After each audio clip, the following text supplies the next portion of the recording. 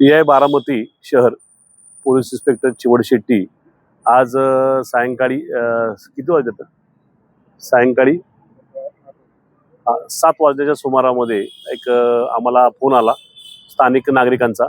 आमराई चंद्रमणी नगर या भागातून एक फोन आला की बाबा एक अब्रक जे आहे अर्धवट वाढ झालेलं हे एका कचऱ्याच्या डब्यामध्ये कचऱ्याच्या ठिकाणी हे दिसतंय, म्हणून त्या ठिकाणी खातरजमा करण्यासाठी आपण या।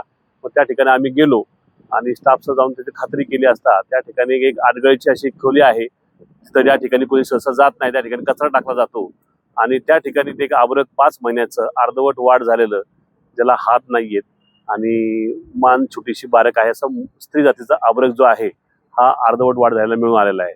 आता त्या अब्रकाबाबत तिथं स्थानिक नागरिकांशी चर्चा केली की कुणी त्या मांजरीने तोंडात आणलं म्हणून कुणीतरी सांगितलेलं आहे त्या ठिकाणी नागरिकांनी। पण त्या ठिकाणी खात्री करतोय आम्ही की नेमकं तो कुठून आणले ते, त्या ठिकाणी सीसीटीव्ही फुटेज वगैरे चेक करतोय आम्ही।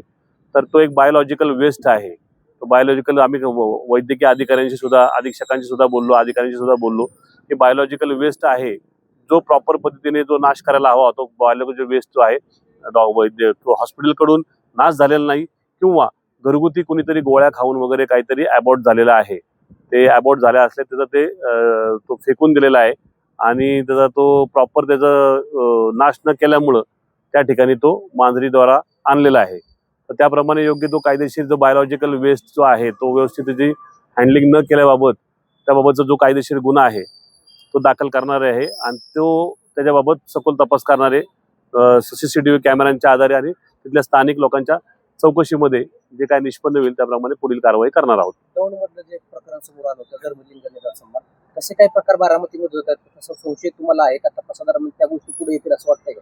तसं काय अद्याप तरी तसं काय वाटत नाहीये। तसं हा काय तो बायोलॉजिकल वेस्ट आहे, तो नेमका कुठून आलाय तो बायोलॉजिकल वेस्ट हा जे आपण पहिला एक शहानिशा करणार आहोत, खात्री करणार आहोत तपासामध्ये की सर्व सीसीटीव्ही फुटेजमध्ये आपण ते पाहणार आहोत आणि जे ते प्राण्याने आणले तो प्राणी कुठं सीसीटीव्ही फुटेजमध्ये दिसतोय का आणि तो कुठून आलाय हे बघूनच आपण त्याचं ठरल की नेमकं हा आला कुठून। आणि असा काय प्रकार आमच्या अद्याप कानावर आलेला नाही। जर अशी काही बातमी मिळाली गर्भलिंगाबाबत 100% आपण बारामती शहर विभागातर्फे आपण प्रोडिशन करून आपण कारवाई करणार आहोत।